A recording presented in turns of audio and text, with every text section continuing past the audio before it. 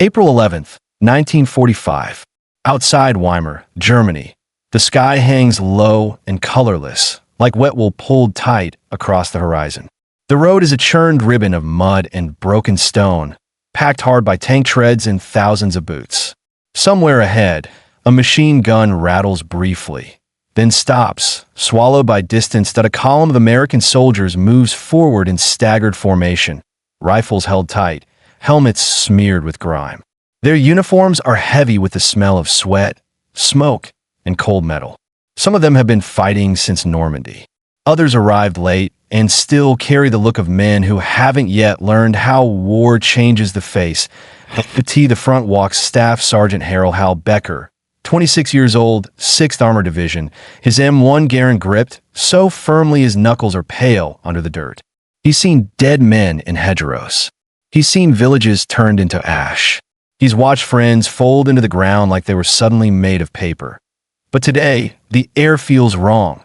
Not dangerous, just wrong that there's a smell drifting against the wind, faint at first. Like a slaughterhouse. Like burned rags. Like something organic left too long in the sun. Except there's no sun that a private behind him coughs and mutters, "Jesus, what is that?" Hal doesn't answer. He doesn't know. But his gut tightens, and he feels that instinct that combat teaches you. The certainty that something is waiting ahead, and you won't be the same after you see it. The Americans have been pushing hard through central Germany, the Reich collapsing in on itself. The German army was fractured, some units fighting fanatically, others surrendering without a shot. Columns of refugees clogged the roads, women pulling carts, children stumbling beside them, old men carrying bundles that held their entire lives. There were rumors too. Stories whispered by freed, forced laborers. Mentions of camps. The soldiers had heard the word before, concentration camp. But it didn't mean anything solid yet. Not to a man who'd spent the last year measuring reality in artillery bursts and casualty lists. A lieutenant moves down the line, voice sharp and professional. Keep your spacing. Eyes open. No wandering off. We're close. Hal watches the men around him. One is chewing gum aggressively like it's the only thing holding his nerves together. Another keeps glancing at the tree line as if expecting a sniper. Then the road bends and the forest thins, and there it is, a fence line, barbed wire, guard towers, angular silhouettes against the dead sky, a gate. The sign over it looks like something from a factory, something industrial and normal. But the normality of it feels obscene to Hal's boots, slow, without him meaning to. Someone says quietly, almost like a prayer, "What the hell is this place?" The Americans approach with caution. Their Sherman tanks idle behind them, engines growling low, ready to fire. But no shots come from the towers. No guards appear. The camp is strangely silent, like it has already exhaled its last breath. Hal sees movement inside. Figures, thin, unsteady, standing just behind the wire. Like a T first, his mind refuses to process them as human beings. They look like shadows in uniforms. Like scarecrows with skin pulled too tight over bone. Some raise their arms. Some simply stare, eyes too large for their skulls. A voice from inside calls out, cracked and desperate, in broken English. Americans? Americans! The word hits Hal like a physical blow. The men surge forward, rifles lifting, not in threat, but in disbelief. One soldier lowers his weapon entirely, as if he can't justify holding it anymore. Hal steps closer to the fence. He sees faces, hollow cheeks, lips split and raw, head shaved, eyes burning with something that isn't hope exactly, something closer to survival. That a man inside presses both hands against the wire, fingers trembling. He's wearing striped prisoner clothing. A triangle patch is sewn onto his chest, faded but visible. His wrists are thin as broom handles. He speaks again, voice hoarse. "You are here. It is finished." Hal tries to respond, but his mouth won't form words. Behind him, an American corporal whispers, "They're prisoners." Another says, "My God." The gate is opened, whether by American hands or from inside. Hal doesn't even register. It simply swings, and the sound of the metal creaking feels louder than artillery. The soldiers step through. The ground inside is packed dirt, worn down by thousands of feet. The air is thicker here. The smell, God, the smell hits like a wall. Men gag. One vomits immediately, turning away, shoulders heaving. No one laughs. No one speaks. Hal walks forward slowly, boots crunching over gravel. Barracks stretch out in rows. Long wooden buildings, windows dark. The camp is laid out with a cruel efficiency, like someone designed suffering the way an engineer designs a production line that a prisoner approaches, stumbling. Hal instinctively reaches out, steadying him with one hand while keeping his rifle slung. The man weighs almost nothing. His body feels fragile, as if it could snap under a firm grip. The prisoner looks up, eyes watery. Danky. Doesn't understand German well, but he understands gratitude when he hears it. More prisoners come forward. Some kiss American hands. Some simply collapse, too weak to stand. One man tries to salute, arm trembling, and fails halfway. The soldiers are frozen between training and instinct. They've been taught to secure ground, to check corners, to assume danger. But here, the danger isn't a gunman, it's what happened here, a captain arrives, boots splashing through mud, eyes scanning. Get medics up here. Now, give me command on the radio. Hal hears the crackle of a field radio. A voice answers. Words are exchanged, urgent, clipped, disbelieving. Somewhere deeper inside the camp, a scream rises suddenly, not from attack, but from emotion. It's a raw, broken sound, the noise of a man whose mind can't hold everything inside anymore. Hal turns and sees something that makes his stomach turn at a pile. First, it looks like discarded clothing, like rags thrown in a heap. But then he sees a hand, gray, stiff, fingers curled. He sees a face turned sideways, mouth open as if still try to breathe. Bodies, not one or two, dozens. Maybe more. A soldier beside Hal swears softly, voice cracking. Oh Christ! Oh Christ! Hal walks closer, each step slower than the last, like his boots are sinking into the earth. He's seen corpses before. He's seen them bloated in rivers, burned in tanks, scattered by mortar fire. But this is different. These bodies are not casualties of battle. They are not men who fought and lost. They are people who were used up. The corpses are thin, bones pressing against skin. Some have numbers on their arms. Some are stacked like cordwood, arranged with a casual cruelty that suggests death here was routine. Administrative, a medic arrives, face pale, hands shaking as he tries to work. He kneels beside a body and checks for life, then checks another. His lips move silently, as if counting. Hal feels his throat tighten. He realizes he is clenching his jaw so hard it hurts. The prisoners watch the Americans' reactions carefully. They have been waiting for someone to see, not just to liberate them, but to witness. One prisoner, older, steps forward. His hair is white, his cheeks sunken. He speaks slowly in English, choosing each word like it costs him strength. This place is Buchenwald. The name falls into the air like a stone. Hal has heard it before, faintly, in intelligence reports. A camp near Weimar. A labor camp. A detention center.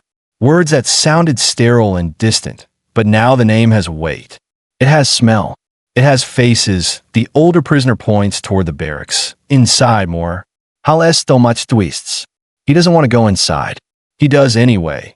The door of the nearest barack creaks as an American soldier pulls it open. Darkness at first. Then the shapes resolve. Bunks stacked 3 high. Borderboards. Filthy blankets. Men lying motionless. Some alive, eyes open, too weak to move. Some dead, mouths parted, flies already gathering. A soldier behind Hal whispers, "This ain't real," but it is real. It is so real that it rewrites reality. Hal steps into the barack. The air inside is stale and heavy with sickness. It smells of sweat, feces, infection, and something sweetly rotten underneath. A man on the lowest bunk turns his head slightly. His eyes track Hal's movement. His lips move, but no sound comes out. Hal leans closer. The man whispers, barely audible, "Water." Hal fumbles for his canteen. His hands are shaking.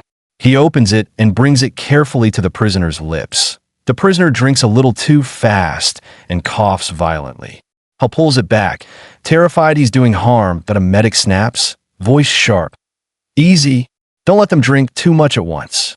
Hal freezes, canteen still in his hand. He didn't even consider that water could kill someone, but that's how far gone these people are. Outside, more Americans are entering. The camp is filling with the sound of boots and shouted orders.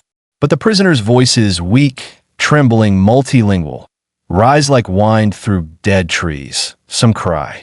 Some laugh in disbelief. Some stare silently, as if waiting for the moment to vanish like a dream. Hal steps back out into the yard, blinking hard against the cold air, that he looks across the camp again, at the wire, the towers, the barracks, the bodies. And for the first time since he landed in Europe, he feels something beyond fear or adrenaline. That he feels shame. Not personal shame. He didn't build this place. He didn't order it. He didn't pull the trigger. But shame that a human world contained this. That it existed at all. That it took an army to walk through a gate before anyone truly understood what was happening. The captain shouts orders again. Get photographers up here. Get this documented. Every inch of it. Because already, even in that moment, there's an understanding forming. Something heavy and grim. People will not believe this. They will say it's propaganda. They will say it's exaggerated.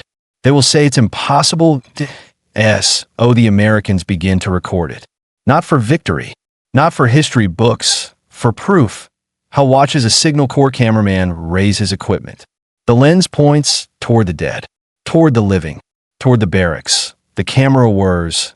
And the world, slowly, begins to realize the true horror. Not on a battlefield, but behind a fence, in a place designed to erase human beings without leaving a trace. Hal turns his head slightly, eyes stinging, and hears a prisoner murmur in German. Soft, exhausted, almost peaceful. Now, you see. The words hang in the air. Now, you see. Staff Sergeant Hal Becker stands in the yard of Buchenwald, staring past the barbed wire and guard towers, and he realizes something terrifying. This place wasn't chaos. IT wasn't some battlefield accident. IT was organized. The lieutenant from the 6th Armored steps up beside him, face tight, eyes darting across the camp like he's trying to map it into something his mind can survive. Becker, he says, voice low. You and 2 men. Sweep the barracks. Check for guards, weapons, anything. Don't touch anything unless you have to. We're documenting this. Hal nods automatically. Training takes over when the soul can't. He motions to 2 soldiers. Private First Class Eddie Ramirez, a kid from New Mexico with a baby face and tired eyes, and Corporal Jim Lasky, older, quiet, the kind of man who never wastes words. They move toward the next barack. The door is half open already, as if the camp itself is too exhausted to keep secrets. Inside, the darkness swallows them for a second. Hal's eyes adjust slowly. He hears breathing, thin, shallow, scattered across the room like dying embers. He hears coughing. He hears the soft scrape of bone against wood as someone tries to shift on a bunk. The smell is worse in here. It isn't just decay. It's disease. It's human waste. It's sweat soaked into boards for years. It's the sour stink of too many bodies crammed into too little space until the air itself becomes poisoned. Ramirez covers his mouth with his sleeve, eyes watering. Jesus, he whispers. How are they even alive? Hal doesn't answer. He can't. The bunks are stacked 3 high, each one holding men who look like they've been carved down to the essentials, skin, bone, eyes. Some are naked under filthy blankets. Some wear striped uniforms that hang loose like drapes on a frame. A man on the middle bunk stares at Hal with an intensity that feels almost accusatory. Not angry, just burning. He speaks in a language Hal doesn't recognize. Then he tries again in English, broken but determined. You are American? Hal nods. The man swallows painfully. You come too late for many. The words hit Hal like a rifle, but to the chest. Corporal Lasky moves down the aisle between bunks, careful where he steps. He's seen enough combat to know how quickly a man can die. But this is different. In battle, death is loud. Explosions, screams, blood. Here, death is quiet. Administrative. A slow extinguishing. In the corner of the barack, Hal sees a pile of shoes. Hundreds of them. Maybe thousands. Men's shoes. Women's shoes. Small ones too. Children sizes, they're stacked like inventory to house mind flashes to supply depots he's seen. Crates of ammunition, spare parts, rations. This looks the same, except it's made of stolen lives. Ramirez bends down, picking up one shoe by instinct, then stops as if burned by the act. He sets it back carefully, like it's sacred. Sir, Ramirez says quietly. This is like a factory. Hal turns and sees something nailed to the wall. Papers, lists, charts. German words, numbers, columns. Even without understanding the language, the meaning is clear. Record keeping. Accounting. This was managed. They moved to the next barrack. Here, the bodies are worse. Some men lie on the floor, too weak to climb to the bunks. Their skin is gray. Their eyes are sunken deep, like someone scooped out the life and left only the shell. A medic appears at the doorway behind them. Technician 5th grade Samuel Klein, a thin man with wire-rimmed glasses, his medical bag bouncing against his hip. He stops dead the moment he sees inside. For a second, doesn't move at all. Then his face tightens, and he forces himself forward, kneeling beside a prisoner whose chest rises and falls in tiny movements. Klein checks a pulse. Looks at Hal. Starvation. Typhus, maybe. Dysentery. God knows what else. He swallows. We need to isolate the sick. We need water and food rationing controlled. If they eat too fast, they'll die. Hal watches Klein work, hands steady by sheer willpower. Klein's eyes flick up and meet Hal's for half a second. I end that glance. Hal sees it. The medic is fighting not to break, because if he breaks, men die. Outside, the camp grows louder. More American troops arrive. Orders echo between barracks. The Signal Corps cameraman moves like a ghost, filming everything, his expression blank, not from indifference, but from shock so deep it has frozen his face. The prisoners follow the Americans with their eyes. They're watching for something. Not just freedom, validation. A truth spoken aloud by someone with power. Hal steps back into the yard and sees a group of prisoners gathered near the fence. One of them is younger than the rest, maybe 17, maybe 20, impossible to tell. His cheeks are hollow, but his posture is straighter than the others. He clutches a ragged cap in his hands. An American officer approaches. Captain Robert Andrews, the kind of man who normally commands with confidence. Here, Andrews looks uncertain, like he's walking into a world that doesn't obey the rules he knows. The young prisoner speaks first, in accented but clear English. You must see the other place. Andrews frowns. Other place. The prisoner points, arm trembling, toward a structure farther back. Low buildings with a tall chimney. Hal feels his stomach drop again. The chimney stands like a finger pointing at the sky. Andrews turns to Hal. Becker. Lasky. With me. They walk toward the building. The closer they get, the more the smell changes. It becomes sharper, more chemical, mixed with ash. Hal estroatigdens. His eyes sting that a prisoner near the path begins to speak rapidly in French, then switches to English, voice rising with urgency. They burn them there. They burn them. Every day. Captain Andrews stops walking. For a moment, he just stares at the building. Then he forces himself forward. The door is heavy. It opens with a metallic groan. Inside, the temperature is cooler than Hal expects. The air is still. Dust hangs in the light like floating ash. The room is tiled. There are metal tables, drains in the floor. It looks like a morgue. And then Hal sees the ovens. Large, industrial, blackened at the mouth. Like something meant for a bakery, except the scale is wrong. The purpose is wrong. A soldier behind Hal whispers, voice strangled. No. Andrew steps closer, face pale, jaw clenched so hard it trembles. He reaches out and touches the metal edge of one oven door, then jerks his hand back as if the cold steel has burned him anyway. There are hooks on the walls. Tools. Stretchers, evidence of routine. Not a massacre in a moment of rage. A process. Hal feels a wave of nausea and leans against the wall, breathing hard through his nose, trying not to vomit. He hears Lasky behind him, voice low and furious. Those sons of bitches, but even anger feels too small here. Too human. Too normal. The room is beyond normal. Outside again, the daylight feels wrong. Like the sun shouldn't be allowed to shine on a place like this. The prisoners are watching the Americans' faces as they emerge. Point one prisoner, an older man with a shaved head and a hollow gaze, steps forward. His English is halting, but every word is loaded with memory. You will tell the world. Captain Andrews looks at him. Andrews tries to speak, but his voice catches. He clears his throat and tries again. Yes, he says. Yes, we will. The prisoner nods slowly, as if that promise is the last thing he needs to hear before he can finally let go of something inside him. Then, from near the camp entrance, a commotion rises. American soldiers are dragging a German man forward. He's wearing civilian clothes, dark coat, hat in hand. His face is flushed, eyes wide with fear. He stumbles as the Americans push him along. Who is that? He'll ask that a sergeant answers grimly. Local. From Weimar. Claims he didn't know. The German man's voice rises, desperate, defensive. I did not know. I swear to God, I did not know. Captain Andrews steps forward, his eyes like ice. You live 5 miles from here. The German shakes his head violently. We heard rumors. Work camp. Nothing more. Andrews gestures toward the yard, toward the bodies, toward the prisoners. Look at them. The German man's eyes flick over the scene, and something shifts in his expression.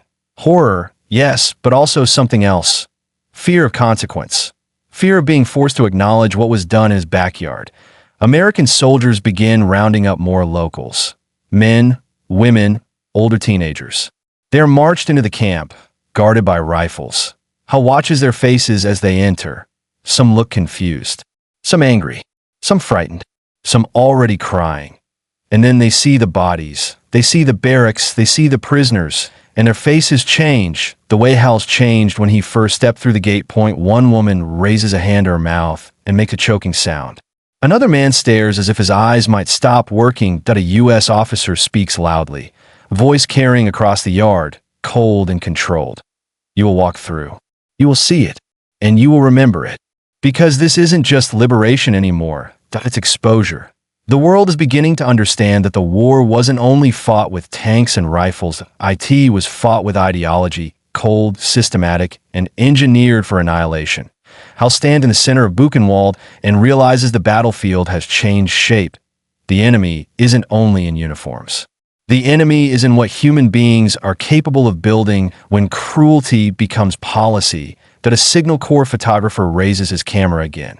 The shutter clicks, and in that click, Hal feels history being carved into stone. Proof that no one will be allowed to say, we didn't know. The camera shutter snaps again. A small, sharp sound, barely louder than a boot scuffing gravel. But inside Buchenwald, that click carries the weight of a verdict. Staff Sergeant Hal Becker watches the photographer step sideways, framing another shot. The stacked bodies near the yard, the skeletal men in striped uniforms, the barbed wire cutting the world into inside and outside. The photographer's hands move automatically, trained. But his face looks drained, like his mind has retreated somewhere safer just to keep functioning. Hal turns away and finds himself staring at the prisoners again. They're gathering now in clusters, some leaning on each other, some sitting in the dirt, some standing upright like they don't trust their legs to fold. The Americans move among them, try to keep order, try to keep men from rushing food and water too fast, try to keep disease from spreading, try to keep their own shock from turning into paralysis. That it's not a combat problem, it's a human problem, the lieutenant calls out. No one eats anything unless the medics clear it. You hear me? We're not killing them by accident after we just got here. The irony is sickening. Hal watches a prisoner reach toward a discarded ration wrapper on the ground like it's treasure, then pull his hand back when a medic shakes his head. Later, the medic says, voice strained, small amounts. We'll take care of you. The prisoner nods, swallowing hard. His eyes never leave the food. Hal feels the urge to do something, anything, that makes sense. He walks toward a group of survivors gathered near a barrack wall. One of them stands out immediately. A man with a bruised face, one eye swollen shut, but his posture is firm. He looks like he's holding himself upright on pride alone. The man wears a striped jacket, and on his chest is a patch, faded but visible. He looks at Hal and speaks in German first, then switches to English as if dragging the words out of a locked drawer. You are a soldier, he says. You must listen. Hal nods slowly. I'm listening. The man's name is Ernst, he says. He was arrested years ago. Political prisoner. He doesn't explain what that means. He doesn't have to. His voice is calm, almost flat, as if emotion is too expensive to spend. They make us work, Ernst says. Stone quarry. Factory. We build weapons. We build roads. We build everything. Hal hears the word weapons and feels his jaw tighten. The Reich's war machine didn't only run on steel and oil. It ran on bodies. Ernst points toward the crematorium building, his fingers shaking slightly. Every day, they take men there. Not only dead, sometimes alive, sometimes too sick. Sometimes they say, you cannot work, so you cannot live. Hal's stomach turns again. Ramirez is nearby, listening, eyes wide. He looks like he wants to interrupt, to say it can't be true, but the camp itself is the proof. Ernst continues, voice low. SS men. They beat. They shoot. They laugh. They make games. Hal hears himself ask, games? Ernst's mouth tightens. They make prisoners fight each other. They make us stand in cold for hours. If you fall, you are beaten. If you stand, you are beaten. There is no correct answer. He pauses, eyes flicking over Hal's uniform. The American patches. The clean gear.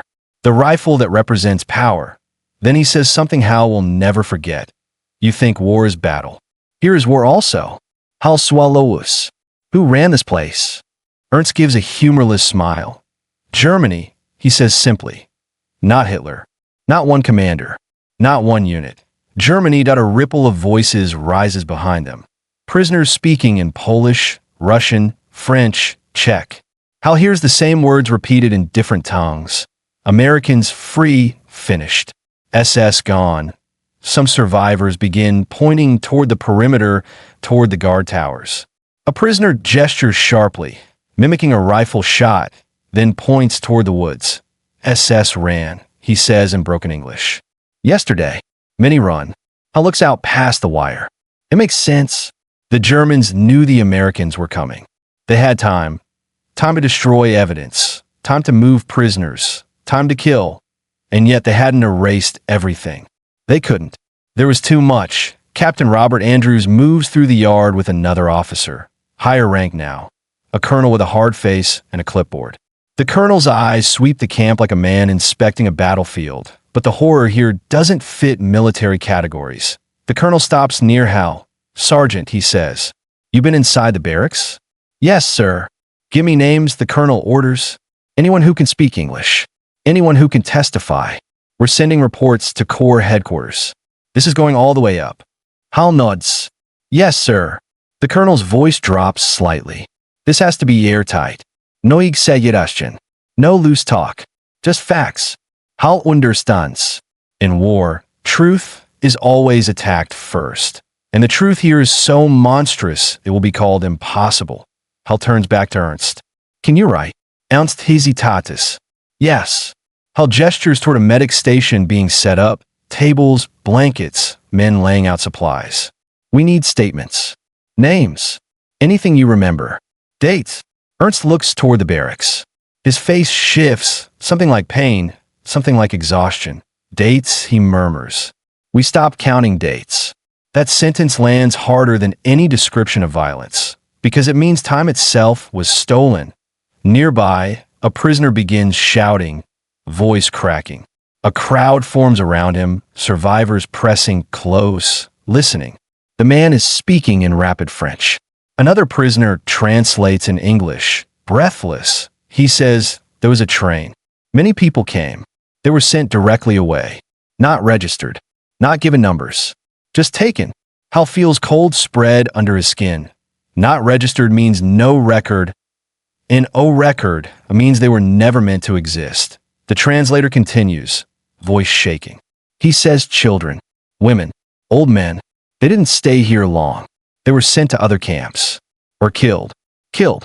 The word is spoken like it's ordinary, because in this place, it was Hal's gaze drifts toward the camp gate again. The locals from Weimar are still being marched through under guard. Some are sobbing openly now. One older man has collapsed his knees in the dirt, hands trembling. A U.S. officer stands over him, voice hard. You live near this. You smell it. You see the smoke. Don't tell me you didn't know. The local man babbles, shaking his head. We were afraid. The SS, if we ask questions, the officer cuts him off. Afraid? Look around you. This is what fear built. How watches torn. Part of him wants to believe the locals didn't know, because the alternative is unbearable. That ordinary people could live beside this and keep eating dinner, keep going to work, keep pretending smoke was just smoke. But the evidence is everywhere. The camp isn't hidden deep in a mountain. It's near a cultural city, Weimar, home of poets and music and German pride. Buchenwald sits like a wound beside civilization, and it has been bleeding for years. The commotion rises again near the crematorium that a group of American soldiers has found something else. Something smaller, but somehow worse.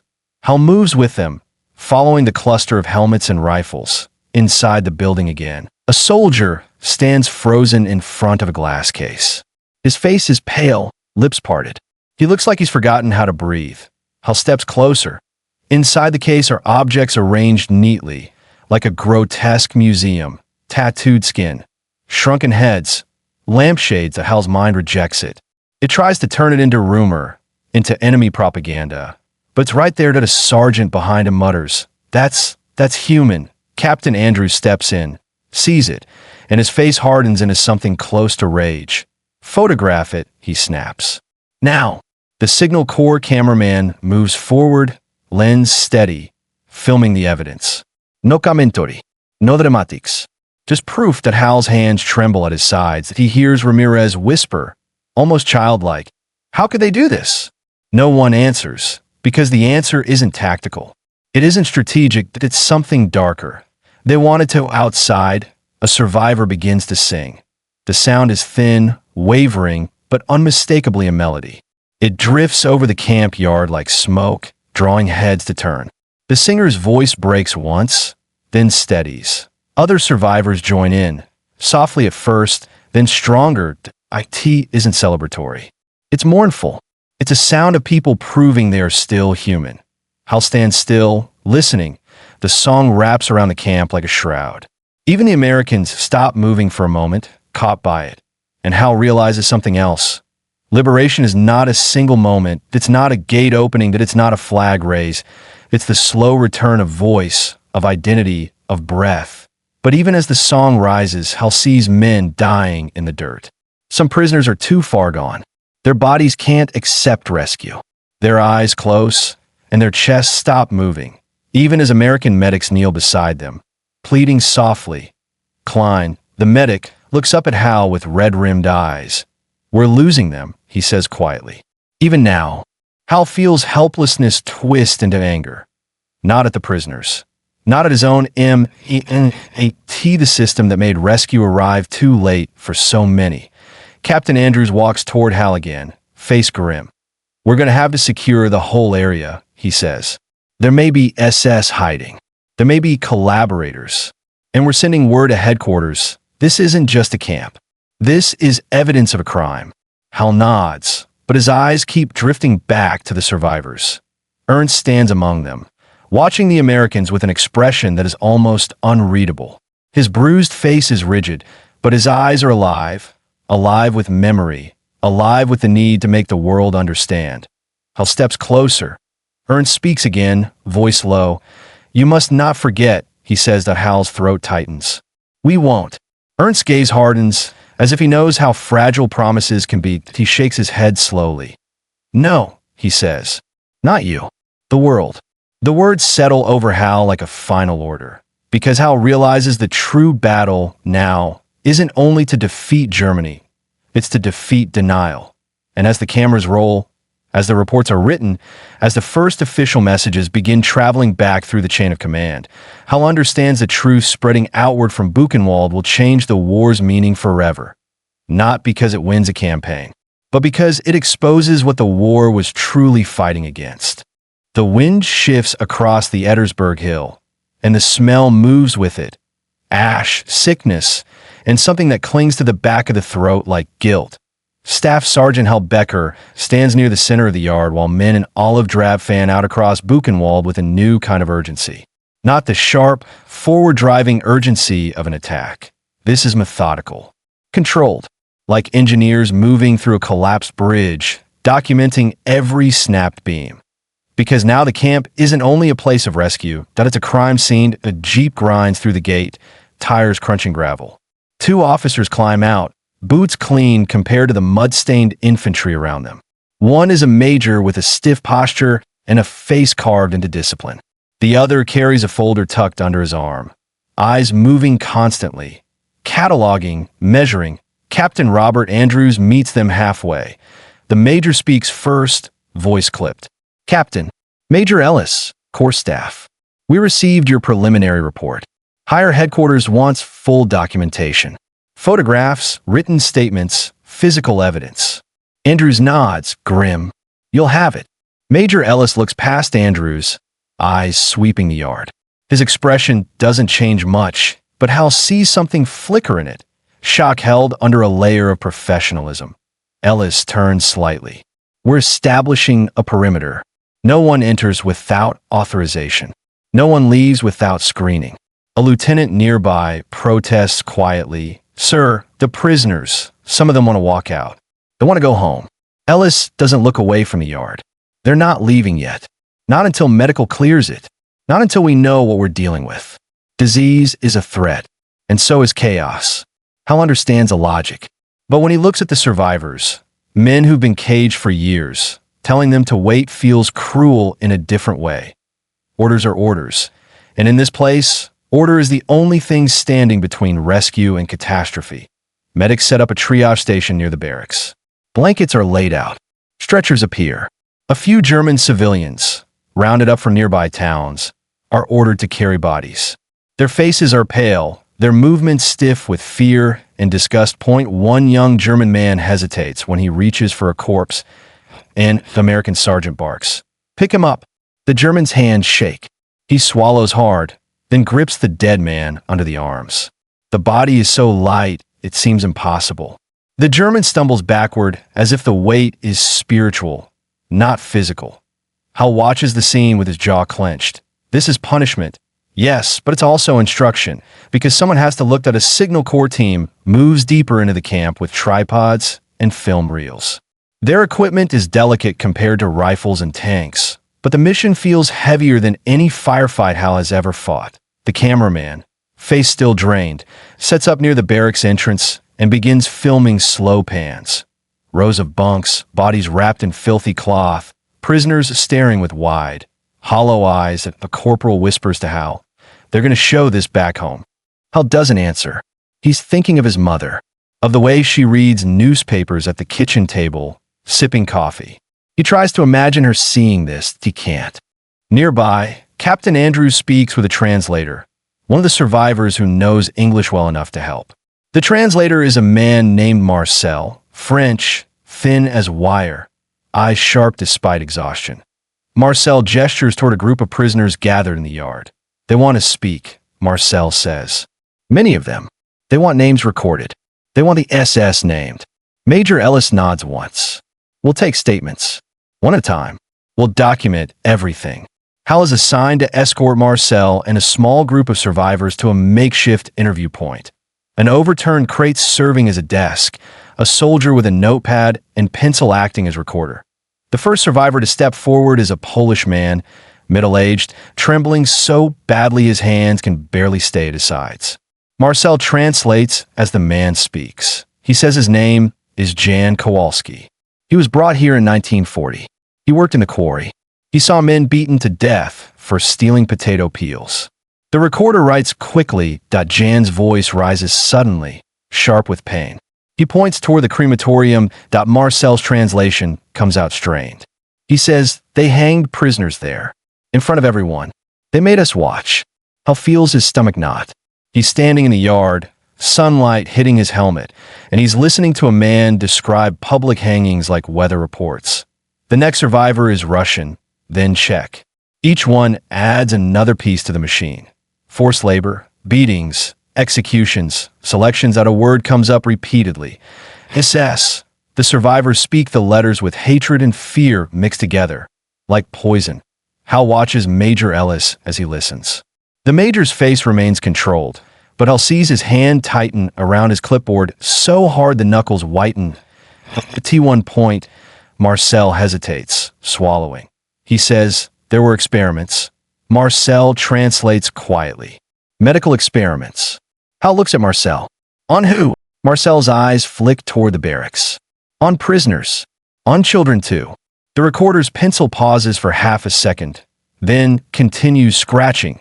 Behind Hal, Ramirez stands silent, eyes fixed on the ground. The kid hasn't spoken much since they entered the camp. He looks like he's afraid his voice might crack.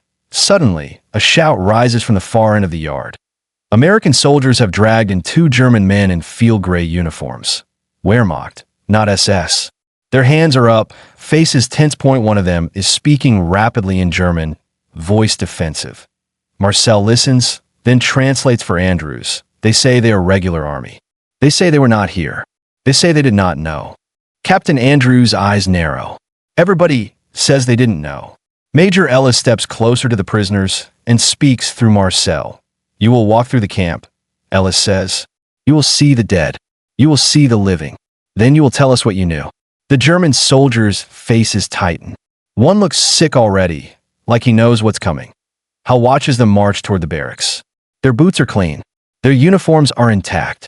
They look like men who fought a conventional war. They're about to enter a different war entirely. Inside the barracks, the reaction is immediate. One German soldier stops dead in the doorway. His face drains white. His mouth opens slightly, but no words come. The other takes one step forward, then staggers backward, hand clamped over his nose. "No," he whispers in German. "No." A U.S. sergeant grabs him by the collar and shoves him deeper inside. "Look," the sergeant snarls. "Look at what your country did." Hal stands outside the doorway, listening to the sounds inside. Retching, coughing, the soft moans of prisoners too weak to move. For a moment, Hal wonders if forcing these Germans to witness it will change anything. Or if denial is stronger than evidence. Then he remembers Ernst's words. "Not you. The world." Major Ellis receives another message on the radio. The field set crackles, a voice distant and formal. Ellis answers sharply, then looks up. "All right," he says. "New orders. We're bringing in correspondents. Via reporters. We want this public." Captain Andrews stiffens. "Sir, there's disease risk." Ellis nods. "They'll take precautions. But this must be seen. This is bigger than a tactical victory. This is a moral one. A moral one." Hal almost laughs at the phrase, but it isn't funny, because moral victories don't bring back the dead. Still, Hal understands the necessity. The German army is collapsing. The war is ending. Soon, people want to move on. They'll want to celebrate. They'll want to forget the ugliness. Buchenwald is a warning carved into reality. IT cannot be allowed to fade. Later that afternoon, the Americans begin moving through the camp with a new purpose. Cataloging. They mark buildings. They inventory warehouses filled with stolen property. Suitcases, glasses, clothing, hair clippings, even children's toys. Hal walks into one storage room and freezes. There are piles of wedding rings. Thousands. Gold glinting dully in the dim light. Each ring once meant a promise, a life, a future. Now it's just metal in a heap. Ramirez whispers behind him, voice breaking. "That could be my mom's ring." Hal turns to him sharply, then softens. He knows what the kid means. This isn't European anymore. This is human. Outside, the survivors watch the Americans moving through the camp like investigators. Some of them look relieved, like at last, someone is treating their suffering as a fact, not a rumor. Others look hollow, as if no amount of documentation can fill what's been carved out of them. Hal finds Ernst again near a barrack wall. The bruised prisoner watches the scene quietly, arms folded tightly across his chest. Hal steps closer. They're bringing reporters. Ernst nods slowly. "Good." Hal studies his face. "Will you talk to them?" Ernst's eyes narrow. "Yes," he says. "I will talk until my voice is gone." He pauses, then adds, softer, "They took everything else." The afternoon light fades. Shadows stretch across the yard, long and thin like prison bars. American troops light lanterns. The camp takes on a dim glow, like a wounded animal breathing in the dark. Hal realizes he's been here all day, and yet time feels meaningless inside these fences. Minutes stretch into hours. Hours collapse into a blur. Then, near the gate, a new sound rises. Engines. More vehicles arriving. More men. Among them, men in different uniforms. Press. Cameras. Not military issue. They step through the gate carefully, eyes scanning, their faces already tight with dread from the rumors. One reporter stops and stares at the first body pile. His hands tremble as he raises a notepad. Another lifts a camera, hesitates, then forces himself to shoot. Flashbulbs pop. The light briefly illuminates the dead like a cruel spotlight. Hal watches the reporters' faces change, the way every face changes here. And he realizes Buchenwald is no longer just a liberated camp. It has become a message written in bone and ash. A message the world cannot unsee. The flashbulbs pop again. White bursts of light tear through the dim yard like lightning, freezing the scene in harsh, merciless clarity. Skeletal men wrapped in striped cloth, bodies stacked near the path. American soldiers standing guard with faces that look carved from stone. The reporters move slowly, like men walking through a church after a massacre. Some carry notebooks. Some carry cameras. A few wear armbands that mark them as correspondents. They have covered the war for years. Normandy, the Bulge, the push into Germany. They have written about heroism and loss, about tanks burning and cities shattered. But here, their instincts fail them. There is no front line and no enemy position. Just the aftermath of a system that did not need artillery to kill. Major Ellis briefs them at the edge of the yard, voice controlled. You will stay with your escorts. You will not touch anything. You will not hand out food or cigarettes. Medical staff will handle that. You will document what you see, and you will report it accurately. A correspondent with a cigarette trembling between his fingers asks, Major, what is this place? Ellis looks toward the barracks, then toward the crematorium chimney, then back at the man. This, he says, is Buchenwald. The name spreads through the small crowd like a chill. Hal Becker stands nearby, assigned as part of the escort detail. He watches one reporter, middle-aged, coat buttoned tight, eyes sharp, scribbling furiously even before he's taken his first step deeper into the camp. Another reporter, younger, keeps swallowing hard, as if trying to push down panic. They move forward. The first stop is the barracks. Hal walks beside them, rifle slung, boots crunching gravel.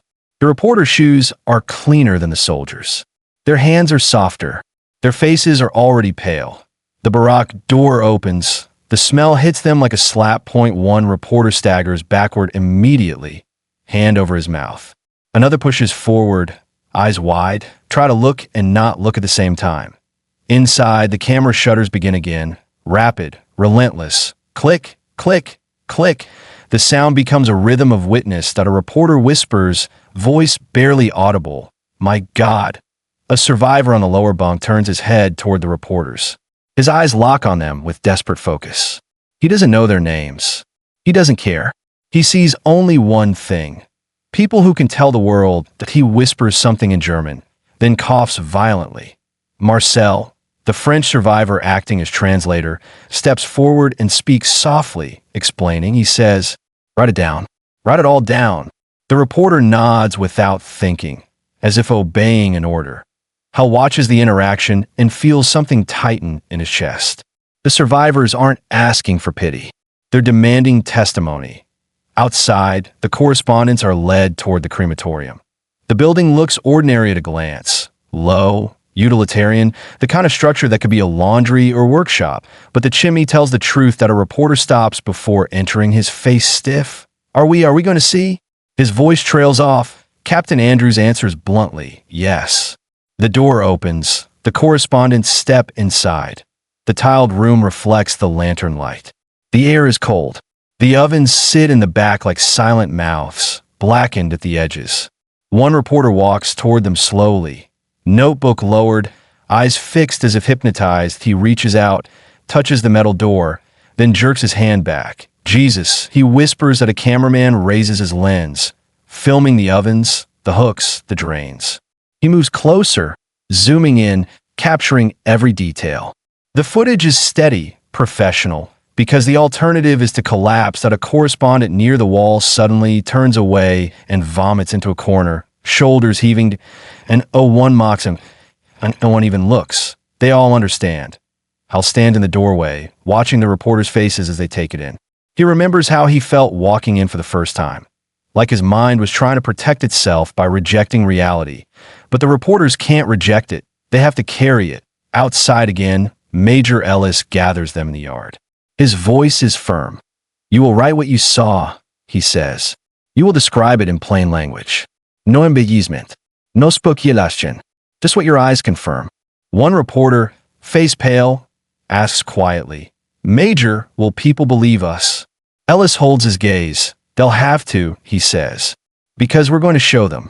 Hal hears the certainty in Ellis's voice and realizes something. The army understands the coming battle, not against Germany, against disbelief. That evening, as darkness settles over the camp, the Americans set up a perimeter with floodlights and guard posts. The beams cut through the night, turning the barbed wire into bright silver lines.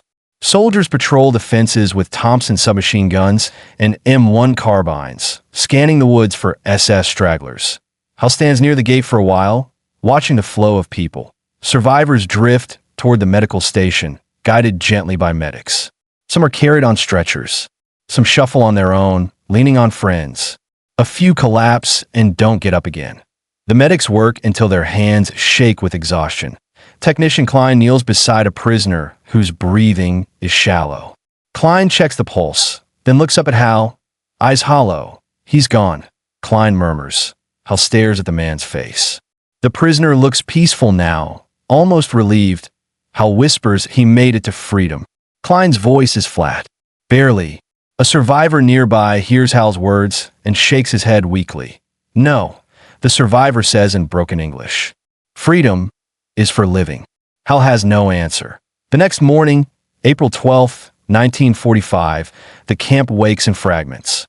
There's no normal morning routine here, only the continuation of survival. The Americans bring in more supplies, blankets, medical kits, field kitchens. But every action is complicated. Food must be rationed carefully. Water must be controlled. Disease must be contained. A field kitchen begins boiling thin soup, broth, barely more than warm water with scraps. The smell draws survivors like moths, but the medics hold them back, distributing portions in small cups. Ramirez stands near Hal, watching with haunted eyes. I keep thinking, Ramirez says quietly. If we come a month earlier, Hal cuts him off gently. Don't. But he understands. Every soldier here is thinking the same thing. I in the yard. The reporters continue their work. They interview survivors. They take notes. They photograph the warehouses of stolen belongings. They walk through piles of clothing and suitcases with names written on them in ink that's fading. One reporter finds a child's doll. Dirty, one I'm missing, and he stares at it for a long time without writing anything. Then he finally whispers, this was someone's whole world. Hal watches him and feels his own chest tighten again. Because the objects are worse in a way. Bodies can become statistics. But a doll is personal. A wedding ring is personal. A suitcase with a name is personal. The correspondents begin sending their dispatches out through military channels. Radio operators relay messages. Couriers carry film canisters.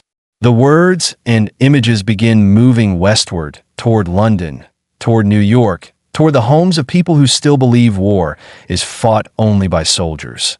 Hal sees Major Ellis speaking to a communications officer, voice urgent.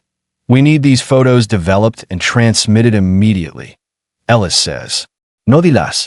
The officer nods. Yes, sir. Hal realizes that in the coming days, millions of people will read about Buchenwald. They will see pictures, they will try to make sense of it, and many will fail because the human mind isn't designed to understand industrial murder. Later that day, Captain Andrews approaches Hal with a new assignment. Becker, he says, You're escorting a group of survivors to identify SS personnel. We've got a few suspects detained. Survivors may recognize them. Alles Domatiktens. Yes, sir. They walk toward a makeshift holding area near the camp edge. A few German men stand under guard, hands raised or bound, faces tense. Some wear SS uniforms. Others are in civilian clothing. One of them is younger than Hal. Blonde hair slicked back, face pale. He looks like he's trying to appear calm, but his eyes dart constantly as survivor steps forward.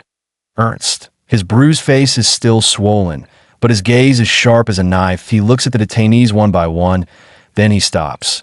His body goes rigid. He points with a trembling hand. That one, Ernst says in English, voice low but deadly. That one is SS. The blonde German shakes his head violently. Nine. I am not. Ernst stepped closer, eyes burning. You beat me, Ernst says, voice rising. You beat him. He points to another prisoner nearby. You beat children. You laughed. The German's face collapses into panic. I was only following orders, he cries. I had no choice. Hal feels his hands tighten into fists in no choice. Hal has heard that phrase before, from German prisoners, from frightened civilians, from men trying to escape responsibility. But inside Buchenwald, it sounds like a lie told to God. Captain Andrews steps forward. You're under arrest, Andrews says coldly. The German begins to sob, knees buckling. Ernst watches him fall, and Hal sees something unexpected on Ernst's face. Not satisfaction, not triumph, just exhaustion, because nothing can undo what happened. But at least now, someone is being named, someone is being held. For the first time in years, the system is being forced to answer. Hal looks across the camp yard again, at the survivors, the medics, the reporters, the floodlights, the bodies still waiting to be buried.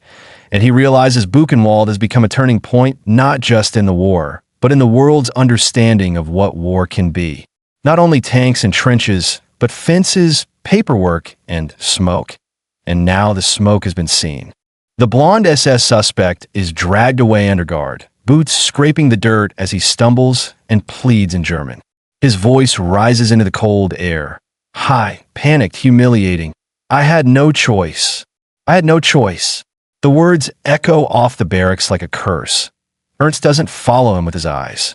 He simply stands there, shoulders slightly hunched, as if the act of pointing has drained what little strength he has left. Hal Becker watches him and realizes something that feels almost unbearable. Justice isn't a clean ending, that it's a beginning, late, imperfect, and heavy. Captain Andrews turns to Hal.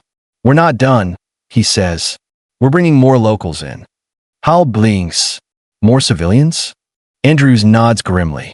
Orders from above. They want the nearby towns to see this. Not hear about it. See it. April 13th, 1945. Weimar District, Germany. A line of German civilians is marched up the road toward Buchenwald under armed escort. Men in worn coats.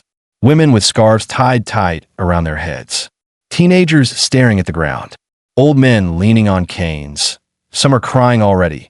Some are furious. Some look blank, faces emptied out by weeks of war and hunger. The U.S. lieutenant walks beside them.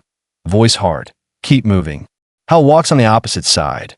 Rifle slung, eyes scanning for any sudden movement. He's not afraid of these civilians in the way he's afraid of enemy soldiers. But there's tension here anyway. Something volatile. The German woman near the front suddenly speaks, voice sharp, trembling with outrage. This is not our fault. The translator, a young American with German parents, repeats it in English. The lieutenant doesn't respond. He just keeps them moving. Hal watches the civilian shoes as they climb. Mud clings to the soles. Their steps slow as the smell reaches them. Faint at first, then stronger. A man in the line coughs and mutters, "Was ist das?" The answer waits beyond the trees. When the camp gate appears, the civilians stop involuntarily. The barbed wire, the towers, the sign. The entire line goes still, like prey sensing a predator. An American officer points toward the gate. Inside, he orders. The civilians hesitate. A soldier chambers around with a metallic click, more threat than necessity. The line begins moving again as they enter the yard. The first thing they see is the bodies. Even after days, the piles remain, some covered with blankets, some exposed. The Americans have begun organizing burials, but there are too many dead and too few hands. The bodies are still there, waiting like evidence that refuses to be hidden. A German teenager stops and stares. His face twists, and he makes a sound like a strangled sob. His mother grabs his arm, whispering urgently, "Nick Schowen, don't look."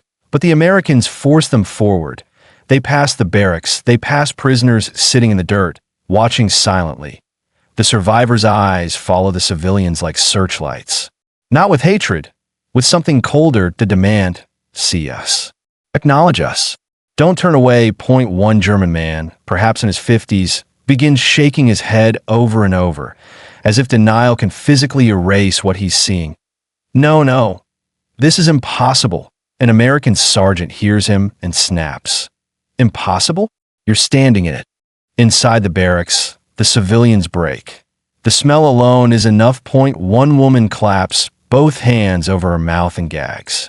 Another stumbles backward, eyes rolling, nearly fainting. That a German man steps forward, staring at the bunks, at the prisoners who are still alive. Barely he whispers, "They are animals." The words slip out without thought. Hal's head whips toward him.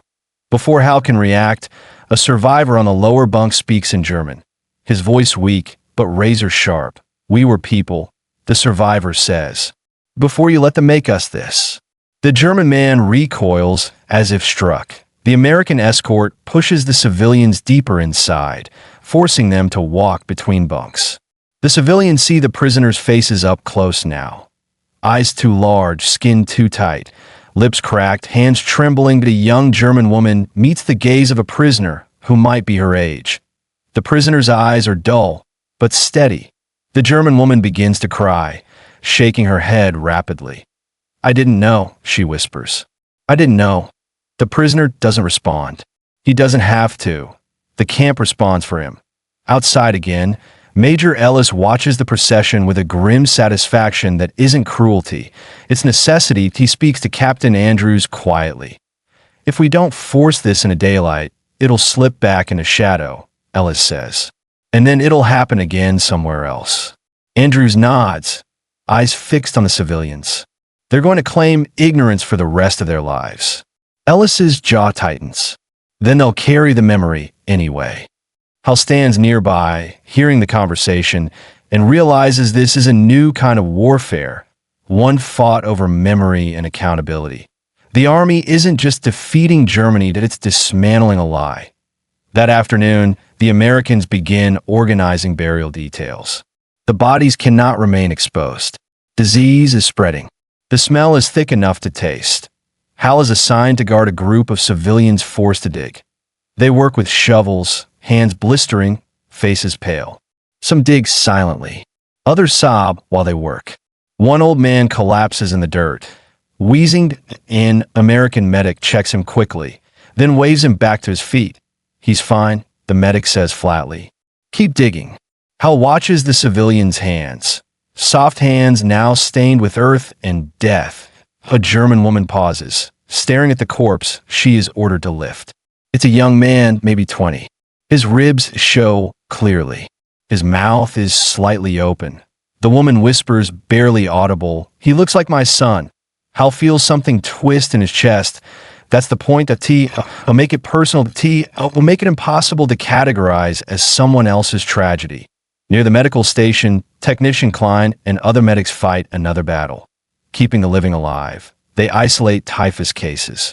They clean wounds. They attempt to feed starving bodies without killing them. A prisoner is carried in on a stretcher, unconscious.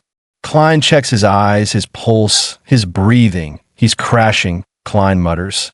"Get glucose." Warm blankets. Hal watches Klein's hands move quickly, efficiently. Klein looks up once, eyes bloodshot. "I'm a medic," Klein says quietly, almost to himself. "I've seen men blown apart. I've seen gangrene. But this," his voice breaks. Hal looks away because he can't watch the medic fall apart. He needs Klein to stay standing. Across the yard, the reporters continue filming. They interview survivors again, this time capturing testimony with names, dates, places.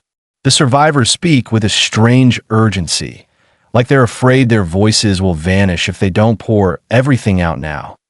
Marcel translates for a reporter, his voice hoarse. He says the transports came from Poland, from Hungary, from France, from everywhere. People arrived thinking they were being relocated. Then they were separated. Men one side, women the other. Children. Marcel stops. His eyes close briefly. The reporter waits, pen hovering. Marcel opens his eyes again, and his voice is quieter. Children did not last long. The reporter's hand trembles as he writes. Hal watches and realizes something else. The survivors are not only giving evidence. They're reclaiming themselves. A name spoken aloud is a defiance against erasure. Late in the day, an American chaplain arrives, helmet tucked under his arm, Bible in hand, face lined with exhaustion. He stands near the yard and looks around slowly, like he's trying to find where faith fits inside barbed wire. A soldier approaches him, voice low. "Padre, what do you even say here?"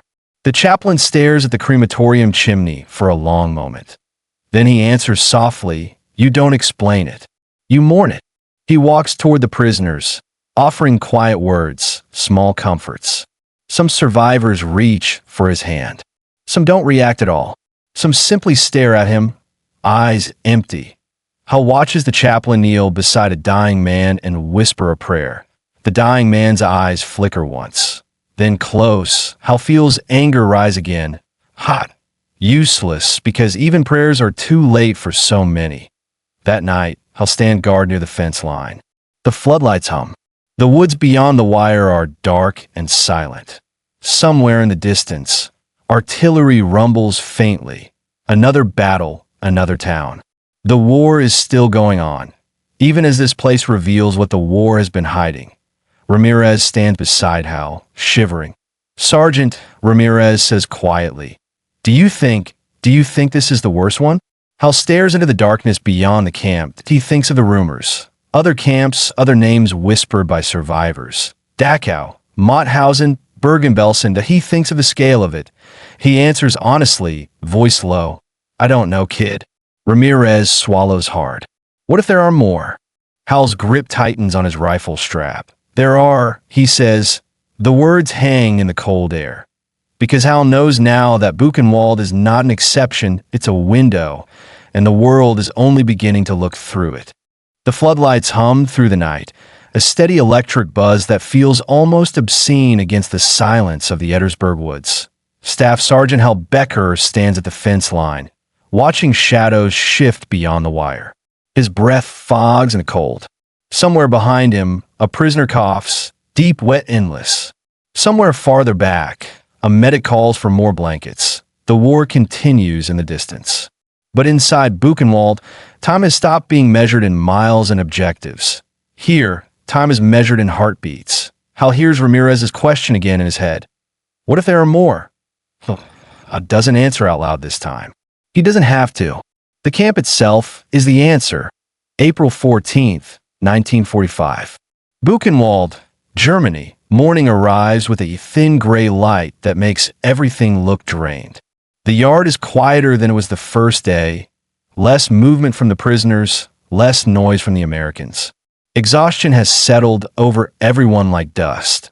Then a convoy arrives, jeeps first, then trucks, then a staff car with a white star painted cleanly on the door.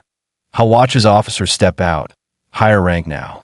Crisp uniforms, faces tight, men who carry the weight of decisions that move thousands. Captain Andrews moves to meet them. Major Ellis stands beside him, posture rigid. The highest-ranking officer in the group is a brigadier general, his helmet tucked under his arm, his eyes sharp and assessing. He doesn't waste time. "Show me," he says in no speeches. No formalities, just show me. They walk through the camp with escorts, boots crunching gravel. Hal follows at a distance, assigned to security. The general's gaze moves over everything. Barracks, wire, bodies, survivors. When they reach the first corpse pile, the general stops. He stares. For a long moment, he says nothing. Then he turns slightly toward Major Ellis. "How many?" the general asks. Ellis answers carefully. "We're still counting, sir. Thousands were here. Thousands are dead. Many were moved out before we arrived."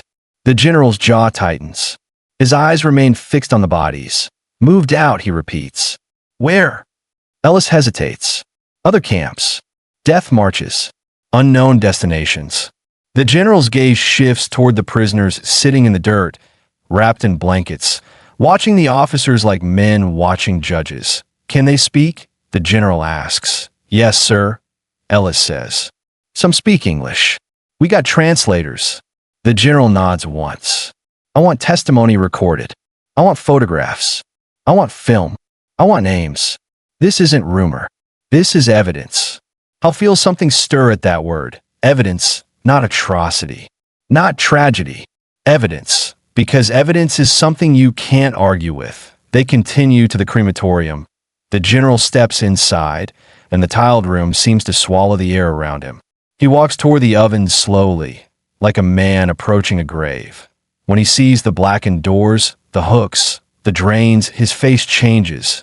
Only slightly, but Hal notices a man who has seen battlefields is still stunned by this. The general turns to Captain Andrews. "Have you secured the area?" he asks. "Yes, sir," Andrews answers. "Perimeter established. Suspects detained. Locals brought in for forced witness." The general nods again, then says something that makes Hal's skin prickle. "Good," the general says. "Because this must be seen, and it must be remembered." Outside, the general calls a brief conference. Officers gather in a tight circle. Hal stands a few yards away, close enough to hear fragments. "This goes to Eisenhower," someone says. "Supreme Headquarters will want full documentation. We need press coverage. We need film distributed. German civilians must be made to look." The general's voice cuts through the murmurs. "This is not just a military matter," he says. "This is a moral indictment. If we don't preserve proof, denial will take root before the bodies are even buried." Hal hears the words and understands a strategy. Proof is a weapon now, a weapon against forgetting, a weapon against excuses. By midday, the camp is buzzing again, not with celebration, but with machinery. Signal Corps men move like technicians in a factory, loading film, setting up cameras, recording interviews. Clerks write lists. Medics coordinate with military police. Engineers begin planning sanitation measures. The Americans aren't only liberators now, they're archivists. Hal escorts another survivor group to give testimony. Marcel translates again, his voice hoarse from constant speaking. A survivor steps forward. Older, his head shaved, eyes sharp despite his frailty. "My name is Dr. Stefan Hirsch," he says in English, accent heavy but clear.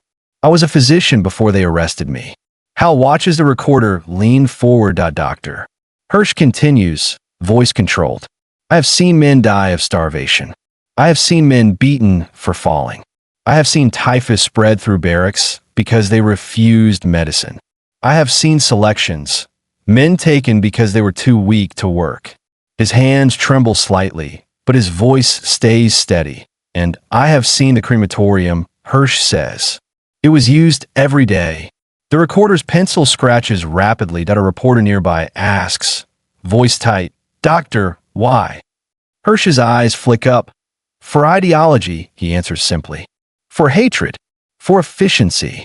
He pauses, then adds something that chills Hal more than any description of violence. "And because no one stopped them." The words hang there, because they are true. That afternoon, a new order spreads through the camp. Selected survivors will be brought forward to speak directly to senior commanders and press. The Army wants the survivors' voices attached to the images, not anonymous bodies, not faceless victims, names, stories, witnesses. Ernst is chosen. Hal escorts him toward a small gathering near the gate, where officers and correspondents wait. Ernst walks slowly, his steps careful. His bruised face is still swollen, but his eyes are cleared. A reporter steps forward, notebook ready. "Sir," the reporter says gently, "can you tell us what happened here?" Ernst looks at the man for a long moment, as if deciding whether the stranger deserves the truth. Then he speaks, voice quiet but firm. I was arrested for speaking against the Reich. Ernst says.